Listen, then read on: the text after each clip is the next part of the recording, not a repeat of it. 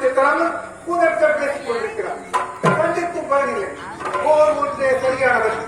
அதனால் தங்களின் அனுமதியை வேண்டுகிறேன். தளபதியாரே, ஒரு மாவீரன் படையை நடத்தி